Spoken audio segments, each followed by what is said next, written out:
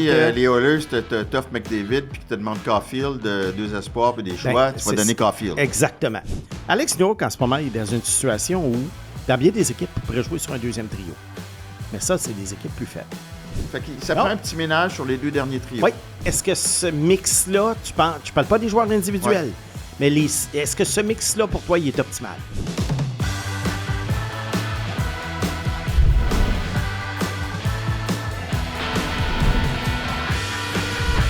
Saison 1, épisode 36. Mes excuses, cette semaine, les lunettes fumées. Petit souci aux yeux. Simon, bonjour. Pag, bonjour. Je pense que vous avez vu ma face sans lunettes. C'est aussi bien que je porte des lunettes aujourd'hui. Mathias, au secondaire, on avait un prof d'histoire qui, les journées d'examen, il mettait des lunettes fumées. Ah oui? Ouais. Je te rappelle pas des mauvais souvenirs, j'espère? Ben, tu sais, c'est parce que je trouvais ça hypocrite un peu. Il pensait qu'on savait pas qu'il mettait ça parce qu'il voulait pas qu'on triche. Bon, ben moi, je mets pas ça parce que j'ai peur que vous trichiez. Je vois quand même ton très beau requin. Oui. C'est nouveau? Oui. Oui, c'est un cadeau. Et puis, c'est marqué Sharkasm. Pour sarcasm. Tu fais des jeux de mots, toi aussi? Ben, c'est la personne qui me l'a acheté qui fait des jeux de mots. I love salad. Tu sais, puis c'est un requin. Bon. Pag! Papa? Ça va? Papag! Ça va bien, Mathias? Ben oui, tu avais un petit rendez-vous avec ta fille aujourd'hui, ça s'est bien passé. Ben oui, tout va bien, tout est dans l'ordre, tout va très bien, mais on dit, puis d'ailleurs, pour en revenir à ta situation des yeux, on dit pas que, c'est quoi, la beauté est invisible pour les yeux, mais visible pour le cœur. Comment c'est quoi déjà l'adage? Ah. Enfin, écrivez-le en commentaire, ça va m'aider, ça va aider le balado à rayonner. Tout ça pour dire que l'épisode d'aujourd'hui est présenté par Mise au jeu plus, qui vous rappelle de jouer responsablement. Simon. Alors, le Canadien a manqué de souffle. Écoute, je faisais mes échanges dans la presse avec Yves Boisvert, là, puis c'est ce que je disais. Si j'avais été un gérant d'un boxeur, j'aurais lancé la serviette à 3-0 du 4e match, parce que c'était plus le fun à regarder. J'ai pas regardé la 3e période du dernier match parce que c'était pénible, puis 2, je voulais pas me laisser... pas influencé, mais ça donnait pas une idée, c'était pas représentatif de l'équipe parce qu'elle était à bout de souffle. Oui, mais ça, c'est une excuse qui a été donnée, là, l'histoire d'être à bout de souffle, et c'est vrai qu'il avait joué 6 matchs de moins que les Hurricanes. 6 matchs de plus que les Hurricanes, excuse. Mais à un moment donné, il faut quand même avouer là, que les Hurricanes, là, c'était une domination totale. D'ailleurs, puis c'est pas juste à cause de ça. Tu t'es fait chicaner par Tony en plus, toi. Ben, on s'est fait chicaner par Tony. Oui, parce qu'on n'avait pas pris Canadien. Moi, j'avais donné Caroline en 5. Mais quand j'ai parlé à Tony à ce moment-là, on avait fait un show à la radio. Puis, Canadien menait 1-0. Fait que là, il y avait un peu le gros bout du bâton. Non, je peux te dire, j'en ai eu des courriels, moi aussi, pendant le premier match. Moi, c'est ça qui est arrivé. C'est pas une grosse surprise là, que la Caroline ait sorti le Canadien en 5. Ben non. Puis, tu sais, on a vu aussi, puis ce qui est intéressant, c'est que les Hurricanes de l'an dernier contre les Panthers étaient le Canadien de cette année, même si c'est une équipe plus aguerrie en plus. Mais ils sont fait quand même torcher contre les Panthers l'an dernier, avec des défaites de 5-0, 3-0. Et j'ai trouvé ça intéressant, ce que Kent Hughes a dit aujourd'hui aussi, puis c'est ce que tu as retenu. Dans l'auto, en m'en venant, j'ai dit, Simon, qu'est-ce que tu as retenu de la conférence de presse de Kent Hughes? Puis ce qu'il avait retenu, c'est... On sait ce que ça va nous prendre maintenant pour passer à l'autre étape. Oui, parce qu'oublie pas une chose. Si le Canadien avait perdu en 7 matchs en prolongation contre Buffalo, il y a beaucoup de trucs chez le Canadien ou de faiblesses ou de choses à améliorer qui n'auraient pas été exposées. Très bon point. Et c'est souvent, lorsqu'on affronte une équipe plus forte, c'est là qu'on apprend puis qu'on voit qu'est-ce qui nous manque pour performer. Tu sais, c'est la même chose pour un joueur junior. Je vais prendre l'exemple. Il y a des joueurs juniors maintenant qui, à 17 ans, s'en vont dans la NCAA. Il y en a qui disent « Ah, ben on ne peut pas être trop dur avec eux parce qu'ils sont dans la NCAA contre des joueurs de 22-23 ans. » Oui, c'est vrai dans une certaine façon, mais d'une autre façon, peut-être que justement, en montant au niveau supérieur rapidement, peut-être que ça leur donne l'occasion de prendre conscience de ce qu'ils doivent améliorer, alors que s'ils restent dans le junior et ils dominent, ben, ils restent dans leurs mêmes habitudes. Fait que c'est la même chose pour le Canadien et toutes les équipes qui, à un moment donné, se retrouvent en demi-finale puis se font lessiver. C'est pas la première fois que ça arrive, que des équipes comme ça, on en a fait un petit peu le bilan la semaine dernière, les équipes Cendrillon, les équipes qui sont sur une lancée, les équipes qui sont établies.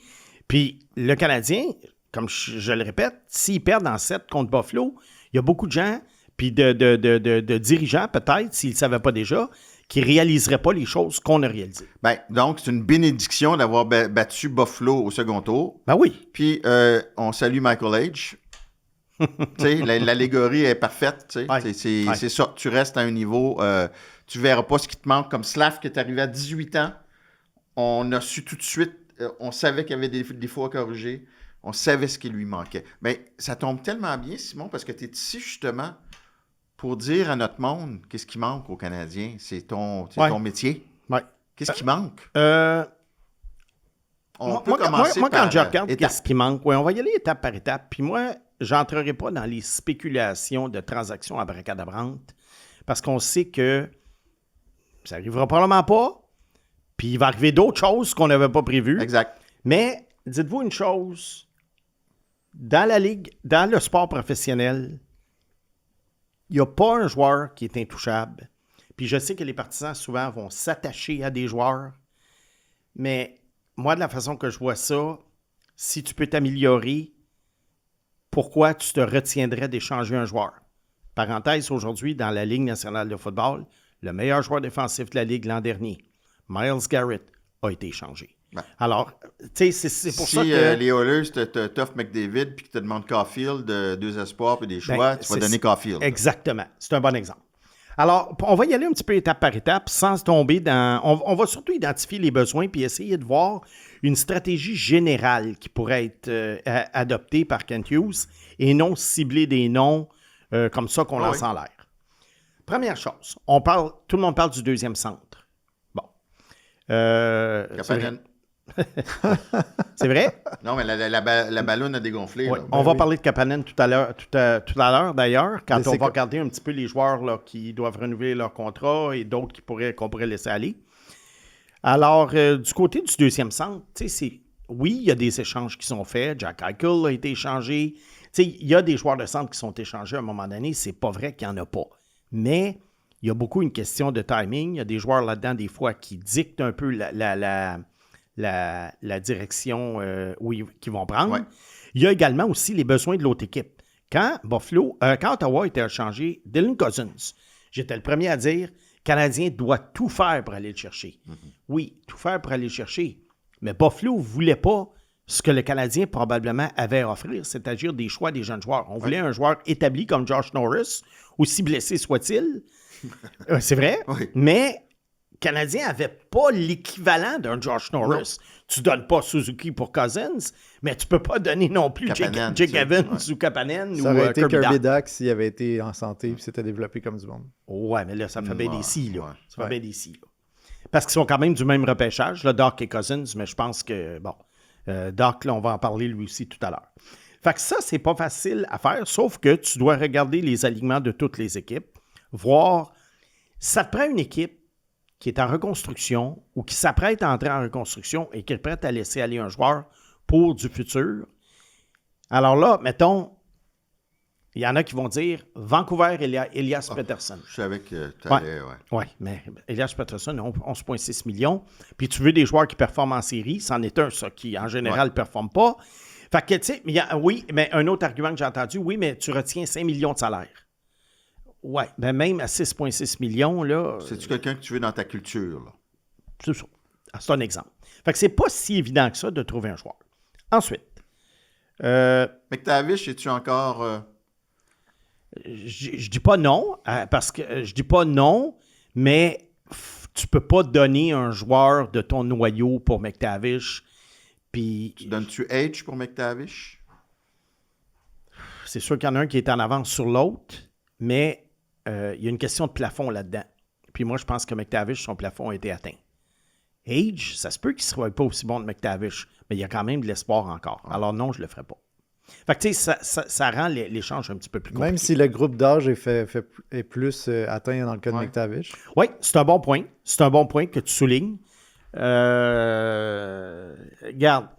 Quand Kent Hughes dit « je vais pas aller all-in pour m'améliorer Ouais. », ça veut dire qu'il va pas donner Michael Age pour Ryan O'Reilly, C'est ça. mais qu'il pourrait peut-être Il réfléchir l'a donné pour un gars de McTavish. 23-24 Parce que ans. McTavish, là, j'ai pas été fin avec lui cette année, mais il en demeure pour moi que c'est un joueur établi de la LNH. Et Michael Age, aux dernières nouvelles, n'en est pas un. Non. Fait qu'en tout cas, il n'y a pas 1000 options. Peut-être qu'il y a des joueurs à un moment donné qui vont devenir disponibles. Crosby va rester à Pittsburgh. Oui, puis tu Malkin sais, vient de signer. Chicago, c'est fini, la déconstruction. Ouais. Tu sais, un gars, mettons, il y a quelques années, qui aurait pu cadrer Thomas Hertel. Mais Ouais. Thomas Hertel, là, c'était il y a quelques années. Le Canadien, à ce moment-là, n'était pas prêt Ouais, à il y a faire ce 33, move-là. ouais.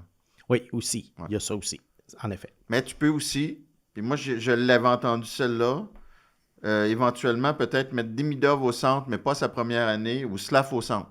Tu peux, Ouais. tu sais, disons que c'était vrai Matthew Nice, Oui. ben, tu vas chercher un Matthew Nice, puis tu places, je sais pas, un Slav au centre ou un Demidov au centre. Ben là, puis même Newhook peut être un 6e attaquant par défaut. Slavkovski, je ne suis pas sûr, là, au centre, là, mais je vois Fait plus que là, un ailier, tu as ton top 6 qui est... Moi, je pense que Newhook peut compléter un top 6, là. Compléter. Pas à long terme.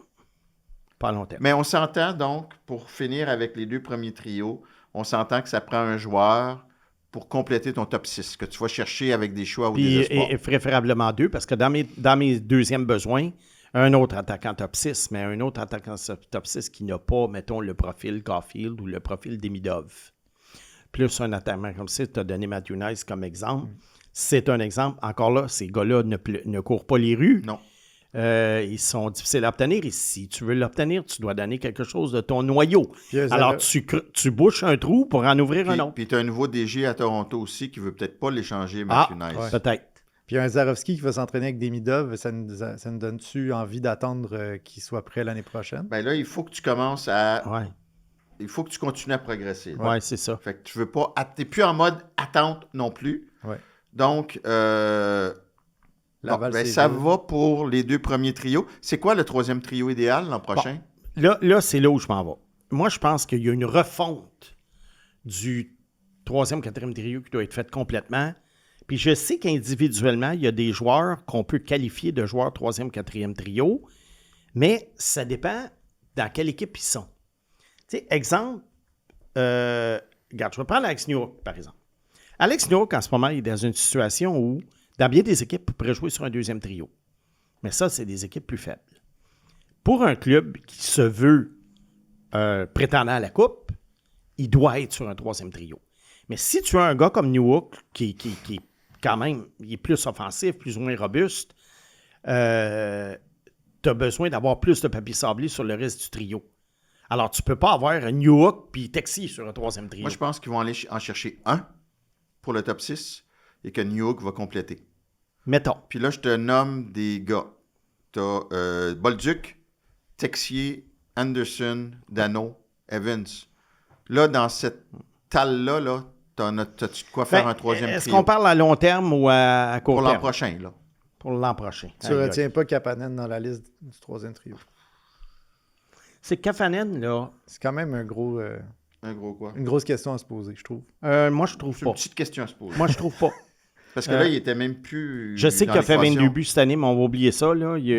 Ou à l'aile. On à la a- limite, à l'aile. À la limite, à l'aile. Fait que vous Mais achetez est-ce pas est qu'il y a un profil... Regarde les 6 joueurs des Hurricanes de la Caroline. Ton 3e trio, Stahl. Oui. Martinook, puis Ehlers. Est-ce que Kapanen a ce profil-là? Ben non. Il est ni Stahl, ni Ehlers offensivement, ni Martinook. Alors, il va où? Faut qu'il s'achète Kapanen? une paire d'épaules pendant un... Ouais, mais c'est ça court pas les Canadian Tire, les paires d'épaules. Mais est-ce que vous achetez l'excuse de Kent Hughes qui disait « Vous savez, c'est un joueur européen, ils ne sont pas habitués de voyager, de jouer autant. » Il ne baissera pas la valeur de Kapanen. Non, c'est ça. C'est une conférence de presse aujourd'hui qui, pour moi, n'a pas dit grand-chose. Sais-tu pourquoi? Parce qu'il ne peut pas Moi, je dire pense grand-chose. qu'il va essayer de le passer. Oui, il va essayer de le passer, mais il ne peut pas dire aujourd'hui que Kapanen est sur le 5e trio. Parce qu'il vient de faire baisser sa valeur. Fait qu'il va arriver avec des excuses comme ça, qui peut-être ne croit même pas lui-même. Mais il y a pas disons, le choix. là, Dano, Anderson, Bolduc. Bolduc, OK. Dano, il avance moins. Ben, il a aidé, il a eu un impact. T'as Evans, Dano va être dans ton bottom. Oui, parce que, regarde, là, tu peux pas ramener les 6 mêmes gars, Mathias. Ils se sont fait J'en nomme complètement... pas 6, là, je t'en non, nomme mais 2. ils se sont fait laver complètement par la Caroline. La preuve, c'est que Caroline, dans les dernières années, ils ont fait une refonte. Ils ont ajouté Eric Robinson, ils ont ajouté William Carrier. Mais Tu sais, qu'est-ce que je suis en train aussi de te dire, c'est que ça te prend un gros ajout sur ton top 6. oui, Là, tu peux peut-être vivre avec Dano Evans comme centre de tes 2 derniers trios. pour à court terme. Là. Oui. Ouais. Dak, c'est fini? Moi, Dak, Oui. là, je suis un peu tanné. Out. Là. Out. Dak, Gallagher. Gallagher, ils vont essayer de l'échanger à un club qui veut atteindre le plancher. C'est ça. C'est ça. Mais va te chercher quelque chose. Là. Je suis pas sûr que Puis Florian Texier, est prêt. pour moi, là, c'est bien beau quelques matchs. Là, il y a des flashs offensifs. Ouais. Mais est-ce que tu as un bottom six, 3e, 4e trio de club à la Vegas ou à la Caroline ou à la Floride l'an passé 4e avec Texier? 4e trio là, des Hurricanes, là, parce que c'est notre, Ouais. c'est notre référence maintenant. Ton 4e trio, là, c'est Robinson, c'est Jankowski, puis c'est Carrier. Puis Voilà. souvent, c'était le meilleur trio de son équipe. Là. William Carrier, tu sais, dans le podcast, ça fait combien de fois je te dis, c'est le meilleur joueur de 4e trio de la Ligue, selon moi. Et tu sais quoi? Ce gars-là, il était là l'année passée. Il était disponible l'été passé. On n'accuse pas le Canadien de ne pas avoir fait d'offres. Il y a peut-être eu des offres, on ne sait pas ce qui se passe. Mais il était quand même là. Fait que ceux aujourd'hui qui vantent Caroline pour William Carrier, ben, il y a 31 autres équipes qui avaient accès à William Carrier pour pas cher. Est-ce qu'on Sais-tu quoi? fait... Sais-tu quoi? C'est parce que là justement, là, tes 2 derniers trios, c'est que tu as trop de joueurs qui se ressemblent. Ben, c'est ça. Tu sais, Ben, mais individuellement, tu peux arriver et tu dis, ben, Texier, ça cadre en quelque part. Newhook, ça cadre en quelque part. Dano, ça peut cadrer en quelque part. Qui d'autre? Bolduc, ça peut cadrer en quelque part. Kirby Doc, ça peut cadrer en quelque part. Mais tu peux pas ramener ce groupe-là. non. Fait que ça prend un petit ménage sur les 2 derniers trios. Oui. Défensivement. Défensivement, je te dirais probablement, encore là, il y a beaucoup de défenseurs peut-être, je dirais pas pareil, mais il y a beaucoup de défenseurs peut-être qui n'ont pas le profil de ce que le Canadien avait en 2021. Le Canadien en 2021, il avait trop de ce profil-là. Ouais. Là, il n'y en a pas assez. Les profils Edmundston, Charrot, Weber et compagnie. Regarde. Ouais. Dobson, Madison, ça revient. Oui. Carrier, Hudson, ça revient. Oui. Et là, tu as Goulet, ça va revenir. Oui. Fait que là, tu as le dernier trou. Est-ce que Ça t'en prend un autre. t'attends, t'espères que Reinbacker, Mais oui, c'est Reinbacker. c'est ça. Ouais, mais Fait qu'il y a pas un gros chantier là. Mais est-ce que ce mix-là, tu parles pas des joueurs individuels, mais est-ce que ce mix-là, pour toi, il est optimal? Ben, il est optimal si Reinbacker, finalement, puis tu le sais, tu es plus optimiste envers Reinbacker que moi. Ouais.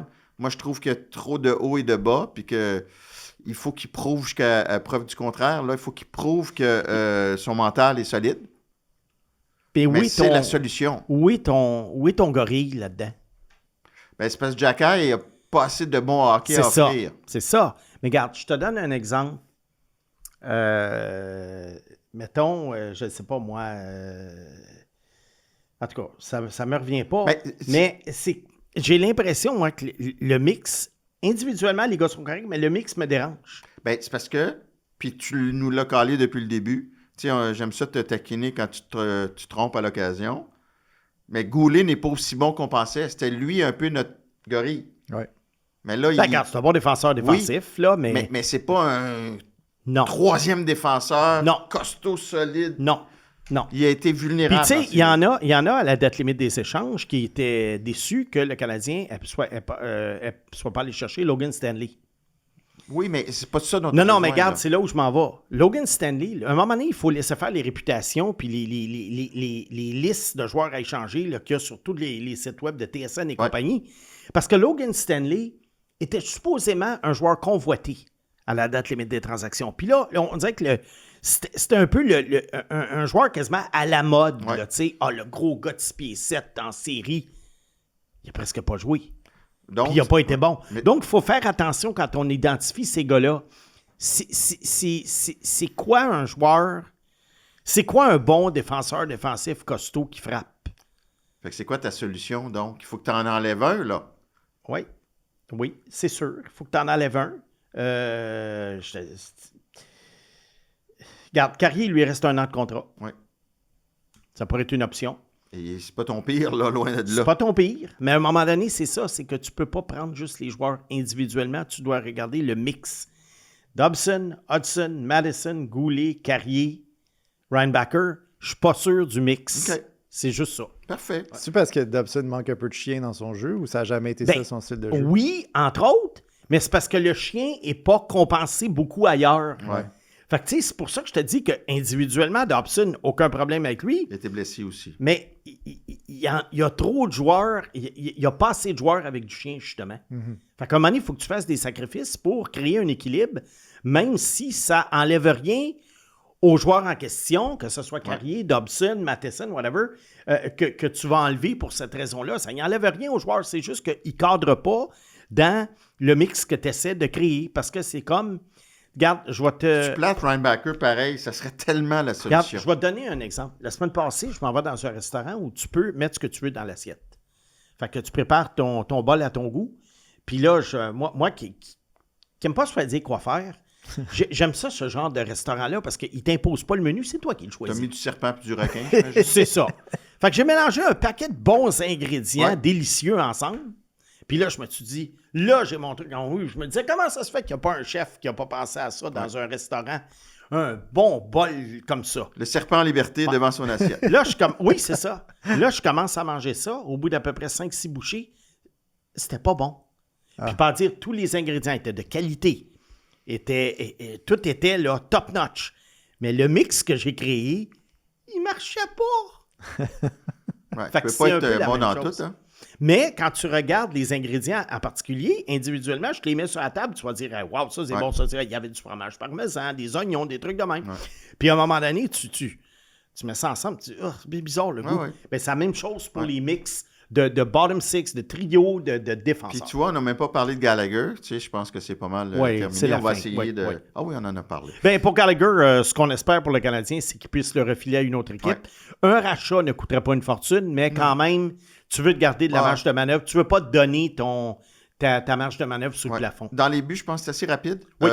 Montembeault, je pense, peut être échangé à 3,1 par année. Oui. Il y a déjà eu des bons moments. Oui. Et un tandem. Puis là, il y en a souvent qui ont le réflexe de dire « Ouais, mais là, Fowler ne jouera pas assez. » La Ligue nationale en 2026, là, tu as un gardien qui va en jouer une 45-50, puis l'autre va en avoir quand même 30-35. 84 matchs l'an prochain. 84 Plus matchs. les séries, ça pourrait être 100 matchs. Fait que là. regarde, Fowler, Dobèche ensemble, moi, j'ai aucun problème avec ça. Moi non plus, Puis, j'ai aucun problème avec ça. Voir à Laval si tu... Parce que c'est quand même un troisième gardien, il faut que tu y penses. Est-ce qu'on ramène Kakonen? On ne l'a même pas rappelé cette année. Je ne le sais pas. Mais moi, si je suis une autre équipe, que j'ai besoin d'un gardien, j'appelle le Canadien et je demande à parler pour Fowler.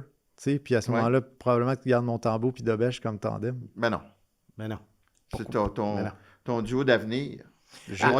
Oui, mais là, si tu parles de Fowler, il doit être inclus dans un gros échange. Oui. C'est ça que je veux dire, c'est que ça va... Mais Montembeault en fait. Moi, je je veux suis pas content. l'échanger. Tu as deux gardiens, là, deux bons jeunes gardiens de qualité. Là. Garde. Je dis juste Oui, que parce si je qu'on suis le une voit autre comment équipe... les équipes ont de la misère Ouais. à avoir deux gardiens. On le voit comment c'est difficile. Mais complètement. Si je suis une autre équipe, par exemple, c'est une de mes premières demandes, c'est Jacob c'est Fowler. sûr. Ouais. C'est sûr. Tout le monde va vouloir ça.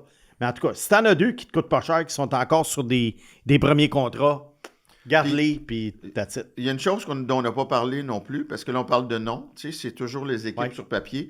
Il y a la croissance aussi interne. Tu sais, Demidov va avoir 1 an de plus. Slav va avoir 1 an de plus. Hudson, je vois pas ce qu'il peut faire de plus, tellement il est top, mais il va avoir 1 an de plus. Fait que ce groupe-là qui a vécu les séries, mais en même temps, ils peuvent grandir. En même temps, il n'y a personne là-dedans qui a été blessé de façon majeure. Ouais.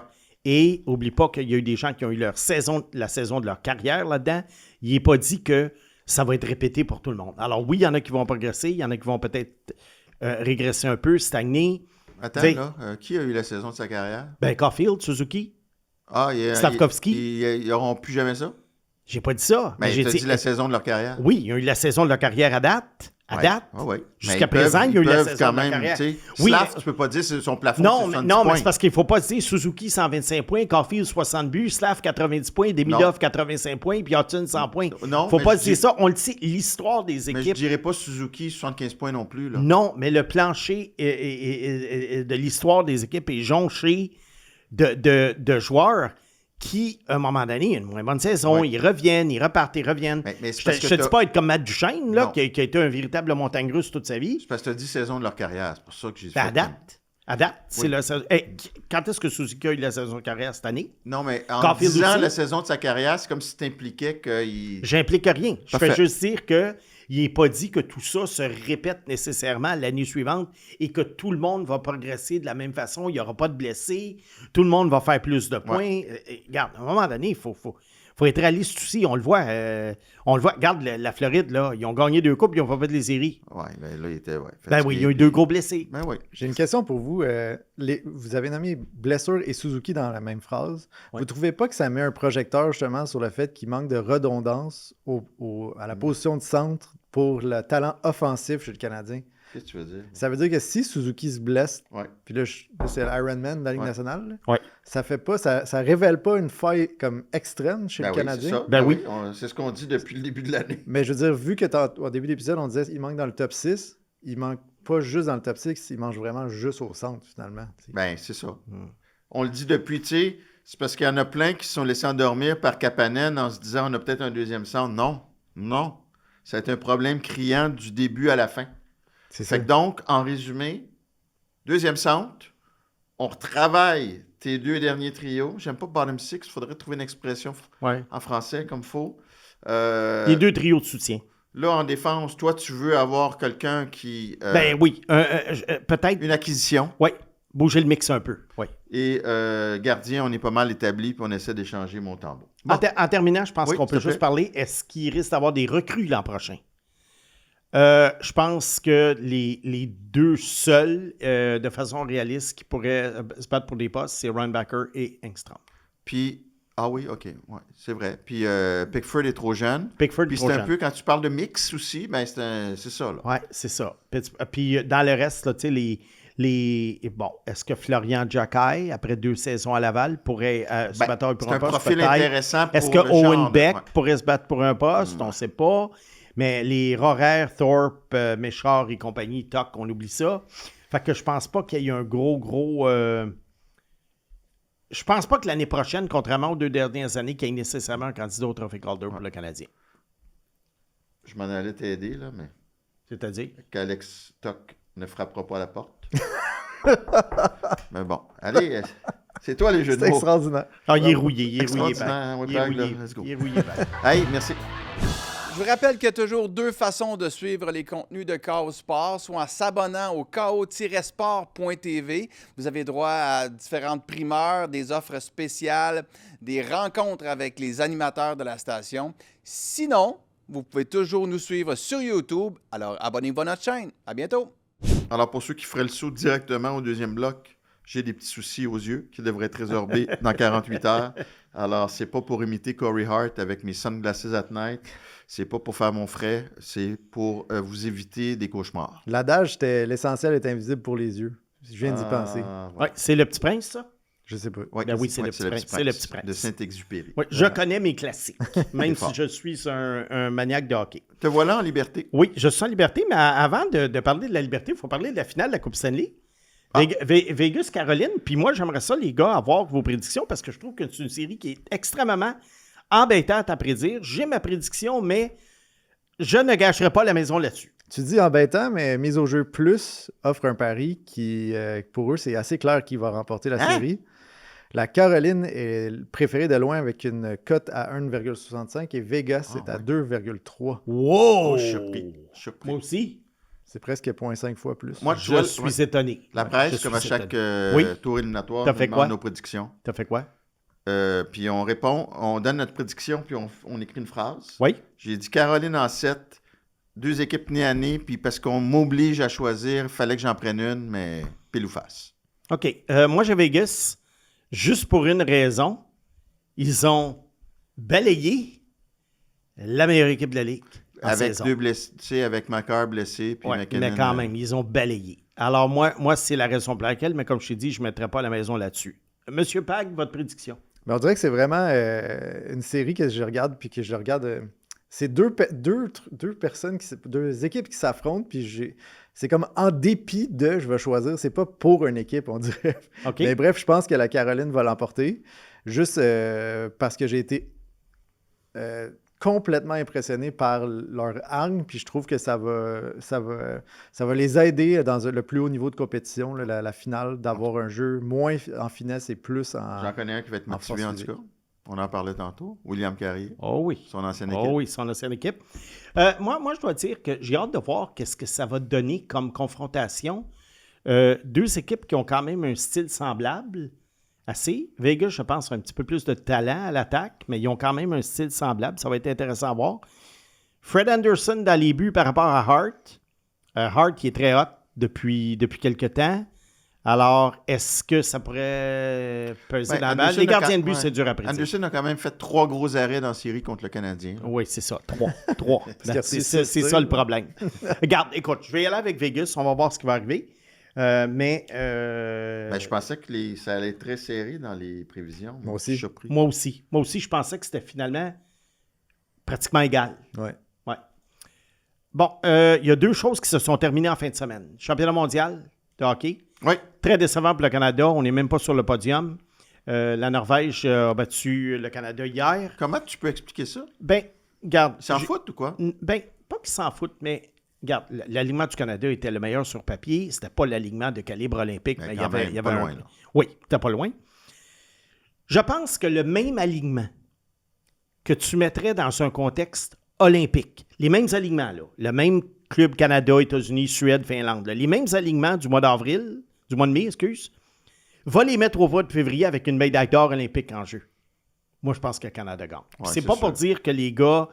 C'est pas pour dire que les gars se traînent la patte. C'est juste qu'on est en fin de saison. Fatigué, blessé. C'est un beau petit voyage. Séries, Tu sais, il arrivera ce qu'il arrivera. Tandis que le championnat du monde en Europe, c'est extrêmement important pour les pays. Ouais. Et parlant de ça... Ben, c'est là que ce qui nous intéresse, c'est les espoirs. Oui, c'est ça. 3 espoirs qui étaient au championnat.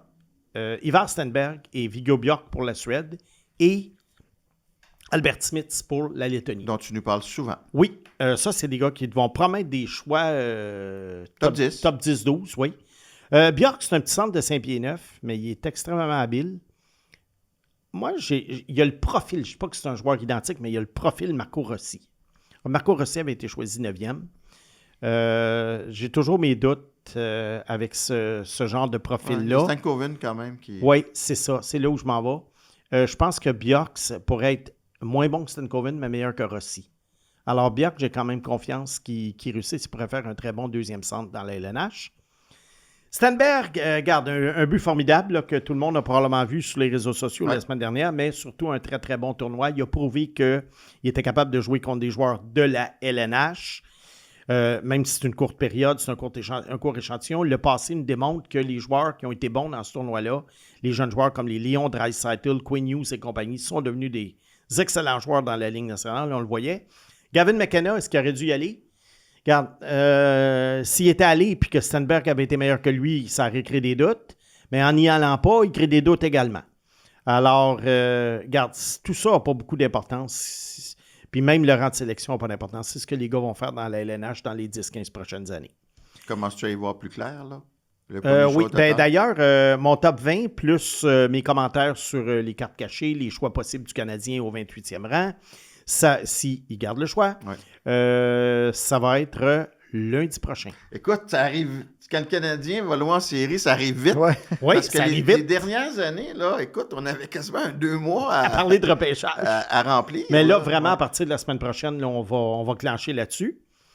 Parlant du championnat mondial, il semblerait que la Fédération internationale de hockey pense à ramener les Russes dans le giron. La guerre est finie. Oui. Je faisais de l'ironie avec un gros H. Regarde, moi, en tant qu'amateur de hockey, d'espoir, de compétition, regarde, il joue dans la Ligue nationale, il joue dans le hockey junior majeur, qui ramène des équipes. Ça va faire une équipe de plus. Ouais. Ça va rehausser le statut du championnat junior, du U18 et du championnat mondial. Voilà. Il n'y a pas de gagnant dans ces situations-là. Non. Tu ne veux pas pénaliser. Les joueurs n'ont rien à voir là-dedans. Tu ne veux pas pénaliser les joueurs, puis en même temps, tu ne veux pas encourager un pays agresseur. Fait que c'est compliqué. Mais c'est pour ça que compliqué. les joueurs sont encore dans l'NNH. Ouais. La NNH n'a pas pris de sanctions parce que ce sont des joueurs individuels. Là, c'est sûr que c'est peut-être un petit peu plus complexe parce que ce sont des équipes nationales. Mais on va laisser la Fédération internationale prendre cette décision-là. Ouais. Puis nous, on attend le retour des Russes pour avoir du fun à regarder le hockey des Russes. Coupe Mémorial. Coupe Mémorial, ça arrive de temps en temps qu'une Coupe Mémorial où il n'y a pas vraiment de surprise. On savait pas mal tous que Kelowna perdrait les 3 matchs. On se doutait que Chicoutimi en gagnerait 1 sur 3. C'est ce qui est arrivé. Ils ont été éliminés en demi-finale. Et puis, Kitchener-Everett, ça n'a même pas été un match hier soir, malheureusement. Lyndon Dupont a quand même été très, très bon durant ce tournoi-là. Et il semblerait là, qu'il s'en va à Michigan ou peut-être Denver l'année prochaine. Repêchage 2027, probablement premier. Probablement premier, à moins qu'il souffre du syndrome McKenna Ouais. ou Keaton Verhoff. Il va s'en aller dans la NCAA, puis là, oups, là, on va commencer à picosser, décortiquer son jeu, puis on va dire, finalement, il n'était pas si vite que ça, finalement, il n'est pas si fort que ça, finalement, il n'est pas si bon que ça avec la rondelle. Faudrait Oublie qu'on pas, aille là. avant lui. Ouais. Oui, c'est ça. Antoine, attends. Regarde, on s'en C'est un bon reparlera de débat tout ça, quand OK? même, c'était le On fun. s'en reparlera de C'était le tout ça. On s'en reparlera de tout ça, OK?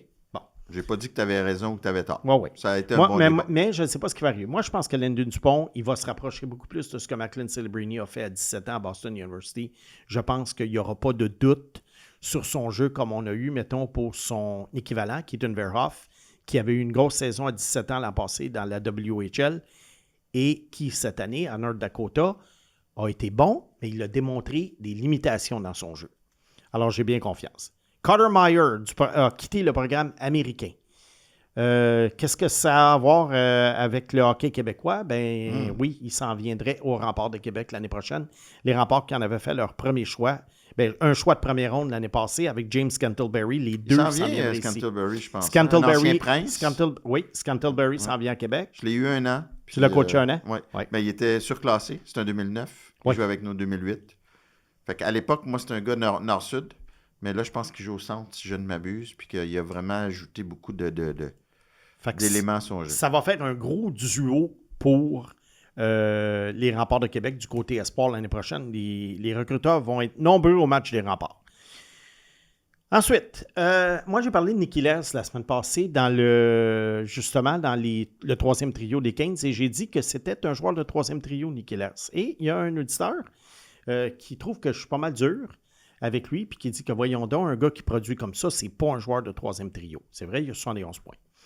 Regarde, c'est un spécialiste de l'avantage numérique et ce n'est pas vrai que je n'aime pas Nicky Lers. C'est ce que l'auditeur croyait que je n'aimais pas Nicky Lers. J'aime Nicky Lers, mais je le vois pour ce qu'il est. Et Winnipeg le voit également pour ce qu'il était. On le protégeait énormément dans le sens qu'on essayait de toujours avoir des confrontations plus faciles pour lui parce qu'il y a des failles dans son jeu sans la rondelle et les équipes prennent ça en ligne de compte. Sinon, il serait sur le top 6 des Hurricanes parce qu'il a quand même été le deuxième meilleur producteur de points de l'équipe cette année. Ouais. Et c'est pour ça qu'il n'est pas sur le top 6 des Hurricanes, mais comme joueur de troisième trio, c'est absolument formidable parce qu'il amène un élément offensif à Stahl et Martinook.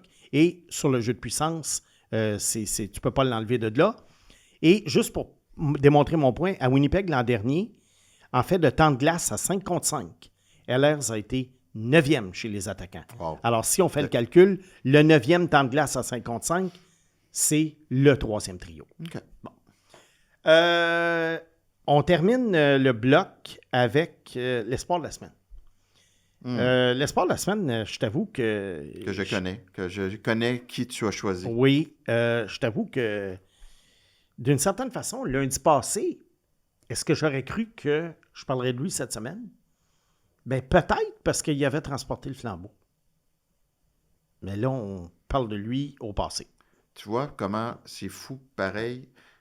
Si Claude Lemieux décède, oui. Puis il ne porte pas le flambeau, on en parle et tout ça. Oui. Mais la nature du décès, oui. puis le fait qu'il ait porté le flambeau 3 jours avant, ça marque les esprits. Oui. C'est fou, là. Sûr.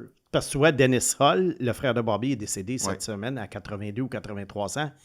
Mais tu sais, Dennis Hall, ça fait longtemps qu'il ne jouait plus et C'était pas les mêmes circonstances. Ouais. Rien n'est pareil. C'est fou, là. C'est ça. C'est fou, cette histoire. Ça a vraiment touché et frappé l'imaginaire. Alors, on va parler de Claude Lemieux. On va lui rendre hommage à Claude Lemieux. Parfait. C'est un espoir, moi, que j'ai très bien connu. Il a commencé sa carrière avec les Draveurs de Trois-Rivières au début des années 80. Et c'était à ce moment-là un joueur offensif, comme la majorité des joueurs de la LNH ont tous été des vedettes juniors offensives. Mais en plus de ça, il y avait un côté, il y avait beaucoup de chiens. Et puis, c'est un des rares joueurs qu'à l'époque, tu pouvais deviner qui deviendrait ce qui est devenu. Parce que je dis souvent que les joueurs qui ont du chien dans la Ligue nationale, ils sont durs à identifier dans le junior.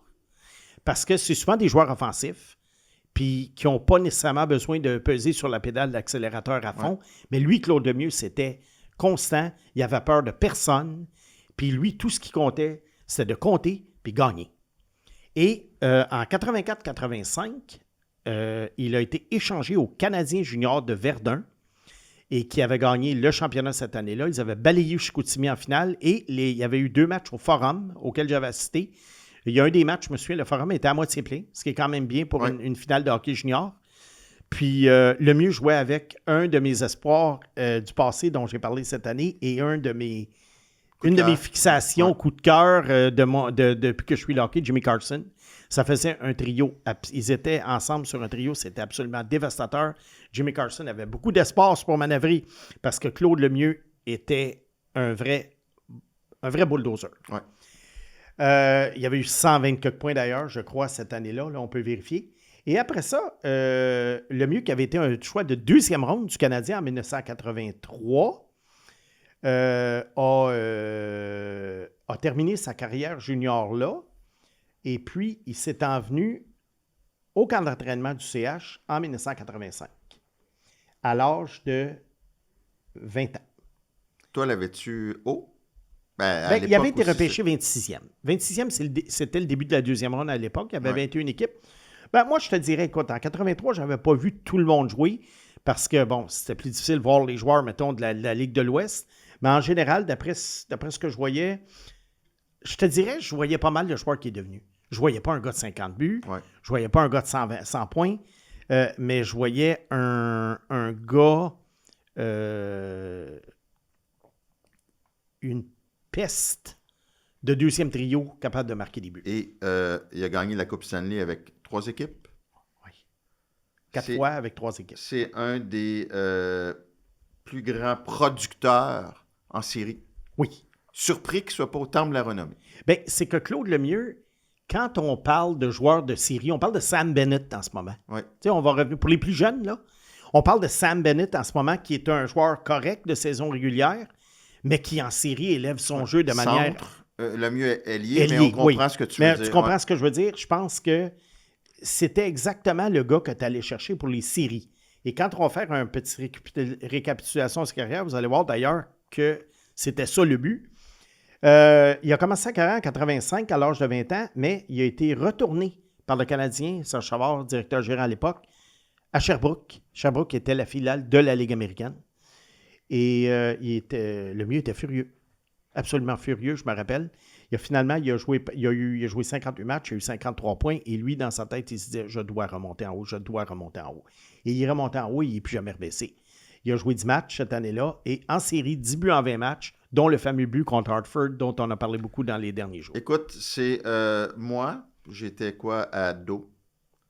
Le plus grand moment que j'ai vécu comme partisan d'une équipe de hockey, c'était le but de Lemieux. C'était le but de Lemieux contre Hartford dans le 7e match, 2e tour. Ouais. Ah ouais. Il n'y a jamais rien qui a battu ça. Ça a beaucoup été montré là, sur les réseaux sociaux. Ceux qui ne l'ont pas vu, allez sur YouTube. Ouais. Claude Lemieux, Hartford, 1986. Il a glissé sur la glace après avoir compté. Regarde, c'était un gars, il faisait tout pour gagner. Puis même, il était vraiment détesté par ses adversaires, mais certainement pas mal aimé par les joueurs avec qui il jouait. Mais finalement, en 1990, le Canadien l'a échangé. Ça n'a pas été long, sa carrière à Montréal. Il a joué 5 ans. On l'a échangé aux Devils. Et là, il y a eu des saisons, entre autres, de 30, 41 et 40 buts. Wow. Et ça s'est soldé en 1995 par une Coupe Stanley, 13 buts en 20 matchs. Et là, en 95-96, la fameuse saison où Patrick Roy est arrivé au Colorado, Pierre Lacroix, directeur gérant, se dit... Je parlais de mix là, tout à l'heure. Là. Ils avaient échangé Matt Sundin pour Wendell Clark pour changer le mix. Et là, Brandon Clark, ça ne marchait pas trop. Alors, il a fait un échange à 3 avec les Islanders de New York. Et finalement, histoire courte, c'est Claude Lemieux qui est arrivé au Colorado. Claude Lemieux arrive au Colorado, 39 buts. Et encore là, Coupe Stanley. Alors, 3e Coupe Stanley de Claude Lemieux, avec 3 équipes différentes. 3 équipes. Il joue quelques années encore au Colorado. Il retourne aux Devils en l'an 2000 et il gagne la Coupe. Là, il est un petit peu plus vieux. Il était rendu à 34 ans. Il est allé jouer pour les Coyotes de Phoenix pendant 3 ans. Il a terminé ça, si on peut dire, à Dallas en 2003. 2 buts en 32 matchs. Là, il avait été rendu à 37 ans. C'était plus difficile. Mais, surprise, en 2008-2009, qu'est-ce qu'on n'apprend pas? En 2009, Claude Lemieux, 43 ans, revient au jeu avec les Sharks de San Jose. Ah ben. Et moi, le soir, les Sharks étaient venus à Montréal. Un des 18 matchs que je jouais avec les Sharks. Excusez-moi. Un des 18 matchs que je jouais avec les Sharks était à Montréal. Et j'avais des sièges vraiment en bas. Puis là, moi, j'aime ça. Des gars, je ne sais pas pourquoi, j'aime ça, un retour au jeu à 43 ans. Ça me faisait triper. Mais force est d'admettre que, bon, il y avait un petit peu de misère à suivre le jeu. Tu voyais encore le joueur qui était, mais à 43 ans, avec 6 ans d'absence. Ouais. Alors, ça a duré 18 matchs. Il y a eu une passe. Il n'a pas joué énormément. Puis en série, il a même joué un match. Et c'est là que ça s'est terminé. Et après ça, il est devenu agent de joueur. Il y a 17 ans. Dernier match, il y a 17 ans. Dernier match, il y a 17 ans. Oui. Et il est devenu agent de joueur. Entre autres, Fred Anderson, gardien de la Caroline, et plusieurs joueurs européens. Oui, parce qu'il avait été recruté pour s'occuper de joueurs européens dans l'agence pour laquelle il travaillait. Ouais. Tim Stutzla, en passant aussi. Okay. Alors, c'est ça. Fait que... ça n'a pas été révélé même qu'il s'est intéressé au poste de DG de Toronto. Je pense qu'il aurait voulu être DG. Ouais, j'ai lu ça. Je pense aussi qu'il aurait aimé ça. Alors, un joueur que tout le monde recherchait en série, c'est en plein le genre de joueur en ce moment qu'on recherche encore. C'est comme quoi le hockey, le hockey a changé, mais il y a des affaires qui n'ont pas changé. Mais des Claude Lemieux, t'en veux en série, c'est comme des Sam Bennett, tu veux de ces gars-là. Récemment, moi, j'ai regardé un documentaire, les gars, puis pour les gens à peu près dans ma tranche d'âge, ça vaut vraiment la peine pour comprendre toute l'ampleur de la rivalité Red Wings contre Avalanche. Ça s'appelle Unrivaled. Puis c'est justement sur Je l'ai vu. C'est complètement incroyable. Puis justement, tu vois tout le personnage Claude Lemieux dans cette série-là qui était plus grand que nature. Fait que toi, tu étais enfant à ce moment-là, dans cette rivalité-là. Non, j'ai vu la série, c'est excellent. Alors, c'est ça. Puis, alors, on va mettre fin au bloc parce qu'on s'en va à l'équipe de la semaine pour la dernière fois de la saison. Oh! Oui. 3e bloc, on est rendu à ton équipe de la semaine. n'est pas trop difficile à deviner. Tu as un requin sous la poitrine. Oui, c'est pas le sur la Sharks, poitrine. Mais regarde, on fait le lien entre Claude Lemieux et les Sharks. Les Sharks de San Jose, c'est une équipe qui a, tout comme Chicago, a décidé de faire une déconstruction-reconstruction, finalement de A à Z. Puis elle a compris, elle a coulé cette année, elle a le 2e choix. Ils ont été très chanceux cette année d'avoir le 2e choix parce que normalement, ça aurait été le 9e. Vous savez que je déteste la loterie, mais disons que cette année, pour moi, je me dis, écoute, c'est une compensation pour le fait qu'à l'an dernier, ils auraient dû avoir Matthew Sheffer. Ils ne l'ont pas eu. Ce n'est pas l'équivalent de Matthew Sheffer, mais c'est mieux que le 9e choix. Alors, les Sharks, ils sont quand même rendus, je crois, à la croisée des chemins, pas nécessairement pour y aller all-in, mais à un moment donné... La croisée des voies maritimes, s'il vous plaît. Continue. Les requins, Non, mais il faut le laisser. On trouvait qu'il était rouillé. On le laisse aller. Il faut le laisser aller. On va le laisser aller. L'armée est heureuse. Le Et peuple là, aussi. Les Sharks, ça, c'est bien beau. Ils ont assemblé une belle collection avec Celebrini, Smith, Misa, William McLuhan, comment il s'appelle? Chernyshov. On ne sait pas pour Musty. Là. On ne sait pas pour Musty encore, mais il va avoir une chance de gagner un poste. Et là, ça, c'est bien beau, tous ces joueurs-là, mais on n'a pas vu en série comment ils vont performer encore. Tu sais, ce que j'ai dit tout à l'heure, ça vaut pour les Sharks de San Jose. Ça va prendre les 2 derniers trios à l'image de McGreer, de ce qu'il était comme joueur. Ça en était un autre. Ouais. McGreer, qui était un joueur comme ça. Alors, McGreer, je crois qu'il sait là, qu'il a entre les mains le talent. Là, maintenant, il doit entourer le talent. Alors, c'est sûr qu'on a fait des premiers pas avec Kiefer Sherwood. Le contrat est long et un peu onéreux. Mais considérant l'âge de Sherwood, mais on l'a pour les 5 prochaines années et c'est quand même un gars qui rentre dans ce moule-là. Ensuite, tu sais, on présume qu'éventuellement, Celebrini va être le premier centre, Misa va être le deuxième centre. Je ne sais pas si ça va être pour cette année. Pour le moment, on fait jouer Alexandre Wenberg, qui est encore sous contrat pour 3 ans. Alexandre Wenberg, pour moi, c'est un bon troisième centre, mais ce n'est pas un deuxième centre. Alors, on voit que les Sharks, en ce moment, c'est vraiment pas une équipe qui est rendue là, mais si Celebrini continue sur cette lancée-là et que les autres progressent le moindrement, je pense que les Sharks pourraient se battre pour une place en série l'an prochain, surtout que la conférence de l'Ouest est quand même moins forte là, en ce moment. Il était pas loin, là. Il était vraiment pas loin, avec des performances de gardien de but quand même, à part une courte séquence d'Askarov qui a été plutôt moyen. Le gardien n'a pas fait une grosse différence. On est d'accord, quand tu parles de croiser des chemins également, que le repêchage de cette année est crucial. Oui, parce qu'au deuxième choix, ils ont une grosse décision à prendre. Est-ce qu'ils prennent un ailier ultra talentueux, que ce soit McKenna ou Stenberg, ou est-ce qu'on prend un défenseur qui a le potentiel d'être un défenseur numéro 1? Et ça, j'aime pas l'idée de repêcher selon les besoins. Sauf qu'à un moment donné, la position a quand même de l'importance. Alors, si un joueur, mettons, à qui tu donnes une cote, je ne sais pas moi, de 8 sur 10, puis qu'il y a un autre joueur à qui tu donnes une cote de 7.8, mais que le 7.8 répond aux besoins, bien là, peut-être que tu vas prendre le joueur à 7.8. C'est rarement des cotes qui... C'est rare. Ton défenseur numéro 1 va jouer presque autant que Celebrini, fait qu'il... Oui. Oui, mais il faut qu'il soit assez bon, là. Ouais. Fait que, tu sais, on salive à l'idée d'un duo Celebrini-Stenberg, mais en ce moment, c'est Sam Dickinson qui serait le défenseur numéro 1 éventuellement. Ouais. Et les Sharks, c'est peut-être la dernière chance qu'ils ont d'aller chercher ce type de défenseur-là, parce que je pense pas qu'ils repêchent deuxième l'an prochain. Ben, c'est comme si tu dis en 2012. Là. Tu reviens en 2012 avant le repêchage, tu dis ça me prend un gros défenseur robuste. Puis là, tu dis tu as Philippe Forsberg, puis tu as Griffin Reinhardt, puis tu réfléchis pas, puis tu vas chercher le gros défenseur robuste. Ben, 10 ans plus tard, tu as la fou. Il faut faire attention. Alors, je pense qu'ils ont une grosse décision à prendre du côté des Sharks. Ils auraient peut-être préféré avoir le troisième choix, mais en tout cas, c'est pas comme ça que ça marche. C'est quand même bien là, pour eux. Alors, à la défense, là, il y a un paquet d'agents libres à la fin de l'année. Leddy, Klingberg, Desharnais, Ferraro. Il reste un an de contrat, là. Regarde, tous ces gars-là ne seront pas là le jour où les Sharks sont dans le corridor. Alors, il y a vraiment le gros travail en ce moment, c'est de bâtir une défensive. Tu sais, les défenseurs offensifs comme Mathias Savlid, Luca Cangoni, qu'on a vu au Barracuda de San Jose cette année, je pense pas que ce soit des joueurs de premier plan.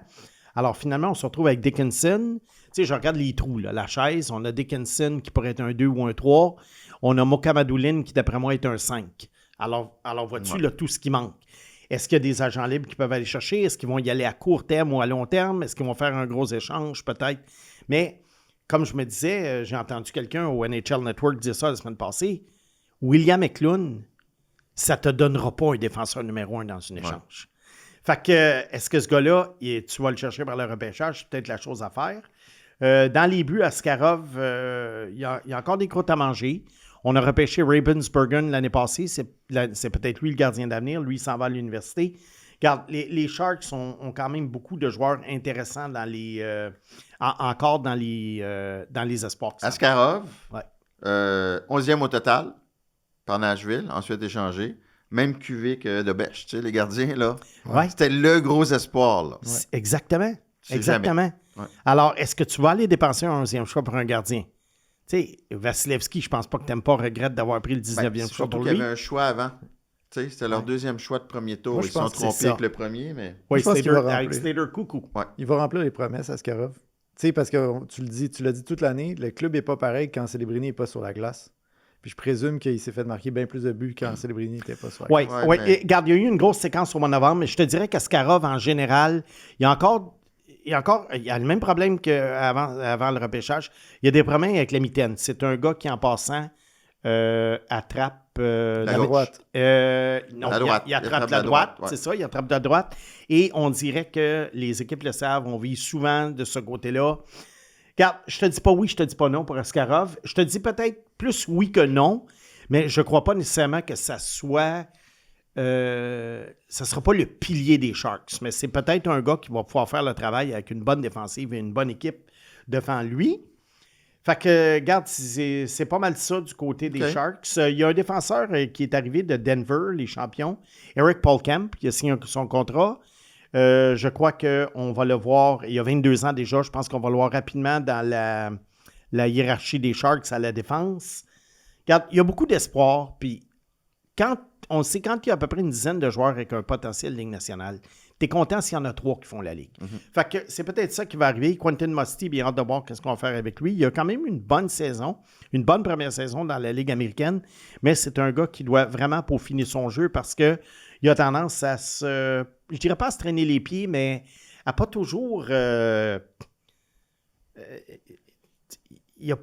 c'est pas encore un pro. OK. C'est pas un gars qui a saisi qu'est-ce que c'est être pro. Deuxième année comme attaquant dans la Ligue américaine à 21 ans, je le dis souvent, important qu'il prenne un gros step là, vers le haut. Et sinon, peut-être à s'annoncer sur un 3e, 4e trio, on verra au camp d'entraînement. OK. Merci, Simon. Dernier bloc de l'épisode régulier. Mon cher Papag, à toi l'honneur. D'abord, avant les questions, permettez-moi de remercier notre partenaire présentateur Mise au jeu plus qui vous rappelle de jouer responsablement et aussi les invitations d'Adage pour vous dire de vous abonner sur la chaîne YouTube de KO Sport, c'est gratuit. Et sinon, pour le contenu extra sur le KO-sport.tv, sport avec un S. Super. On débute avec Mélissa Proux. Mélissa? Mélissa Proux. Ah, Question pour Simon. Comment évaluez-vous les joueurs comme Mike Madison, sont bien meilleurs sans la rondelle? Je connais ses atouts, mais sa prise de décision avec la rondelle me semble déficiente. Au niveau junior, est-ce que ce type de joueur se démarque quand même à vos yeux? Je pose la question parce que les joueurs dominants sans la rondelle font un boulot magistral en série cette année. Mélissa, quand on analyse les joueurs juniors, c'est extrêmement difficile à voir tout ça. On peut avoir une idée un peu, mais... le problème, c'est que les joueurs qui atteignent la Ligue nationale un jour, habituellement, dans le junior, ils sont dominants dans le sens qu'ils ont toujours la rondelle. ouais. Alors, tu sais, un gars comme Mac Madison, lorsqu'il jouait au Lac-Saint-Louis, lorsqu'il jouait à l'université, il y avait tout le temps la rondelle. Alors, c'est plus difficile à ce moment-là d'évaluer ce joueur-là. C'est sûr qu'il y en a, des fois, tu peux avoir une idée, tu te dis, ouais, OK, lui, il a ça à améliorer, il a ça à améliorer. Mais c'est des défauts qui sont très, très faciles à camoufler au niveau junior, malheureusement pour les recruteurs. Ouais. Fait que c'est des choses qu'on découvre plus tard dans la LNH. Vincent Côté. Question pour le reptile. Pourrais-tu faire un top 5 de tes espoirs préférés de tous les temps? Je parle des joueurs lors de leur année de repêchage sur lesquels tu avais une fixation aussi intense que sur Trevor Connolly et les aspects de leur jeu que tu affectionnais plus particulièrement. J'en OK. connais au moins 2. Alors Vincent, moi je vais t'en nommer 10. Hein? Oui, alors je vais passer rapidement, mais je vais t'en nommer 10. En général, ce sont des joueurs qui ont été repêchés très haut, presque tous. Mais pourquoi j'avais une fixation? C'est parce que moi, je les voyais meilleurs que la perception Peux-tu t'en nommer... du public. Peux-tu essayer de t'en deviner 3-4? Oui, vas-y donc. Philippe Forsberg, Jeff Skinner, Matt Duchesne, Connolly.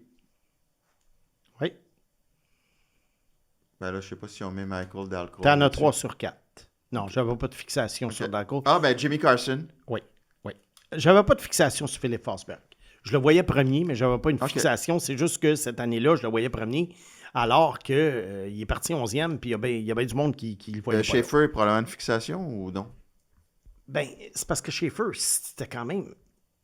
C'est devenu évident assez rapidement. Okay. Tu sais, tout le monde, à un moment donné, rendu au repêchage, voyait Matthew Schaefer peut-être pas avoir la saison qu'il a eue, mais bon. Bon, mais vas-y donc. Alors moi, je vais commencer justement avec Jimmy Carson en 86, choix numéro 2 des Kings de Los Angeles. J'en ai parlé quelques fois dans le balado. Moi, je voyais ce gars-là faire 8, 900, peut-être 1000 buts dans la LNH. Et à l'âge de 20 ans, il y en avait déjà 141. Et après ça, il a été blessé, il a été échangé pour Wayne Gretzky et il a pris sa retraite à 28 ans. Qu'est-ce que j'aimais chez lui? Ce qu'on lui reprochait, c'est que c'était pas un grand patineur. Moi, je me disais, ça n'a aucune importance. Le gars, il prenait la rondelle en arrière de la glace, il traversait, il déjouait tout le monde et il comptait dans le junior. Alors moi, pour moi, c'était mon idole. 2 ans plus tard, il y a un autre Américain qui s'en vient jouer à Verdun, Ah, oui. qui s'appelle Neil Carnes. Ah, Et il était de la même région que Jimmy Carson. Alors, il n'était pas aussi bon que Jimmy Carson, mais moi, Neil Carnes, pour les plus jeunes, la comparaison, Brad Marchand. C'est un gars de 5 pieds 9 qui avait du talent offensif, qui avait du chien, qui avait peur de personne. Il se battait contre des gars de 6 pieds 4. Il défiait l'autorité. Richard Leboiron, avec qui je travaille à Gatineau, l'a coaché. Et les histoires qu'il m'a racontées, écoute, le gars, certains soirs, il rentrait à sa maison de pension et à 2 heures le matin, il sortait par la fenêtre du sol pour aller prendre un verre et fermer le club. Pas lui qui a eu un accident? C'est là où je m'en viens. Ah. Alors, Neil Carnes a été repêché en 3e ronde par le Canadien en 1988 et on parlait de lui comme un futur joueur de 3e trio à Montréal. Moi, je pense qu'il aurait même pu faire mieux. Le problème, après sa saison junior de 18 ans, à l'été 1989, un monsieur téméraire avec sa motocyclette qui a tenté un dépassement d'un camion et qui a roulé en dessous du camion. Et il est décédé là. Alors ça m'avait fait un choc parce que j'avais parlé à Carnes beaucoup, parce que Richard Boileau le mettait dans les estrades, parce que c'était un petit tannant. Puis moi, j'allais le voir, puis j'ai dit, l'espère, ce maudit niaiseux de coach-là. Hey, j'ai 20 ans, moi. Puis là, là, moi, t'as retrouvé il y a Boiron plus un tard, gars ouais. qui avait du talent, qui défiait l'autorité. Moi, c'était mon idole. Puis j'allais, Neil, fais-toi-en pas. J'ai dit, tu vas être un NHLer, t'es mon joueur préféré. Il trouvait ça drôle. On avait presque le même âge. Ouais. Ouais. On va aller rapidement. Patrick Marleau, 1997, choisi 2e par San Jose. Ouais. Je voyais un champion marqueur, un gars de 125 points par année. Ce n'est pas arrivé. M'avoir dit qu'il battrait un record de la LNH, j'aurais dit, oh mon Dieu, le nombre de quoi? Le nombre de buts? Ça a été le nombre de matchs joués, finalement. Ilya Kovalchuk, 2001. Un gars que je voyais comme un candidat au meilleur joueur de tous les temps. Le Ovechkin, ce que Ovechkin a fait, finalement. Oui, finalement, ce qu'Ovechkin a fait. Écoutez, la vitesse avec laquelle ce gars-là driblait avec la rondelle, si on peut appeler ça comme ça, son coup de patin, son physique. J'ai dit, c'est Lindros multiplié par 5. Regarde, ça a bien été un bout de temps, mais monsieur a décidé de retourner en Russie à un moment donné. Matt Duchesne, gros coup de cœur. C'est ça qui a fait en sorte qu'on s'est connus, Mathias. J'ai embarqué sur ton blog pour commander sur Matt Duchesne en 2009. Je ne comprenais pas pourquoi ce gars-là ne recevait pas l'amour que John Tavares recevait. Finalement, Matt Duchesne, belle carrière, mais probablement la carrière la plus en dents de scie que j'ai jamais vue. Des bonnes saisons, des mauvaises saisons, son contrat racheté, il revient avec 80 points, il est poche, il est bon, il est poche, il est bon. Alors, dans l'ensemble, peut-être un peu déçu. Qu'est-ce que j'aimais de lui? Coup de patin, feinte. Écoute, c'était comme du ballet sur glace, ce gars-là, dans le junior. Jeff Skinner, une autre prédiction qui m'a amené quand même très haut. Oui, Beaucoup parlé. Ouais. on a beaucoup parlé. Moi, je le voyais 2e en arrière de Tyler Seguin. Et puis, finalement, en ce moment, il est encore premier pour les buts marqués de la QV 2010. Il va peut-être se faire dépasser un moment donné parce que je crois que sa carrière est finie malheureusement. Qu'est-ce que j'aimais chez lui? Un marqueur qui fonçait au filet, qui n'avait pas peur d'aller se casser le nez sur la barre horizontale. J'aime beaucoup ce genre de joueur-là. Là, un qui va te surprendre, tu vas te dire, pourquoi tu le mets là? Connor McDavid. Je le sais, tout le monde le voyait là. Ouais. Je ne sais pas, mais je me rappelle que moi, à l'époque, je me suis dit, ce gars-là, je le vois comme étant peut-être devenir le plus grand joueur de tous les temps. Je ne sais pas si ça va arriver, mais il est certainement dans la conversation du top 5. Il n'y a pas les meilleurs directeurs généraux de tous les Non, temps, malheureusement. ça ne sera pas aidé. Kyle McCarr. Oui, c'est vrai. Pour moi, c'était l'ultime défenseur offensif. Mal aimé parce qu'il jouait dans la Ligue junior de l'Alberta, repêché 4e. J'avais tweeté, moi, le soir du repêchage, voici le futur gagnant du trophée Norris. Bravo. Alors, c'était une fixation. Tim Stützle, en 2020, autre fixation. Pourquoi? Parce que c'était Lafrenière que tout le monde voyait là. Ouais. Puis moi, je disais, voyons non, c'est Stützle. Alors, j'ai mangé beaucoup de chars de schnout à cause de ça, mais je pense que les carrières ne sont pas terminées, mais à date, Stützle est vraiment en avance. Et finalement, le dernier dont on a parlé intensément Ton dans fils. les 2 dernières années, mon fils adoptif, Trevor Conley. Bravo. Aucun gardien. Come on. OK. Bon. J'aimais beaucoup Vasilevski, mais bon. pas de là en faire une fixation. Je comprends. Le prochain, excuse-moi d'assurer ton nom, mais voilà. Grep STN 2M. Ben oui. Je suis en général d'accord avec le Snake, mais c'est difficile pour moi de comprendre son point de vue à propos de Healers. Bon, il se défend en disant malgré son nombre de points, mais je trouve ça incompréhensible de pouvoir affirmer que Healers n'est pas un joueur top 6 alors qu'il est le 2e pointeur de l'équipe qui va possiblement gagner la Coupe Stanley. Genre, ça prend quoi pour être un top 6 alors? Bref, bad take du Snake sur celle-ci. On dirait que Simon n'est pas un fan du joueur et que ça biaise son jugement et à son égard. Alors, j'ai déjà répondu à la question dans le Serpent à liberté, sauf que j'ai gardé une portion. Ça prend quoi pour être un joueur top 6? Un joueur top 6 que ça prend surtout beaucoup de constance. Et si tu n'as pas des atouts offensifs exceptionnels, bien, il va falloir qu'il y ait d'autres aspects de ton jeu qui compensent. Et dans le cas de Hilaire, ce n'est pas un joueur offensif exceptionnel, c'est un très bon joueur offensif et le reste de son jeu est relativement déficient. Alors, aucune idée de ne pas être fan du joueur. Simplement, je le mets dans la chaise que je trouve appropriée. Et c'est pas mal ça que la LNH a fait à date. OK. On termine avec Elliot Félix. Vous dites que le CH ne repêchera pas avec son choix de première ronde cette année. Évidemment, tout dépend du retour, mais en ayant déjà échangé 2 choix de première ronde pour Dobson, est-ce que le Canadien ne répéterait-il pas la même erreur que les Pingouins ou les Leafs, par exemple, qui échangeaient tous leurs choix de première ronde à outrance, leur permettant mal de se renouveler comparativement aux Capitals qui ont mieux fait à ce niveau? Bon, à suivre. Simon Boisvert, merci beaucoup. Pierre-Alexandre Girard, merci beaucoup. Merci. Salut Mathias. messieurs, puis Pag et moi continuons avec l'extra. Exceptionnellement, je dois tirer ma révérence. C'est ça, et Pag et moi continuons avec l'extra. On va répondre à cette question-là et beaucoup d'autres.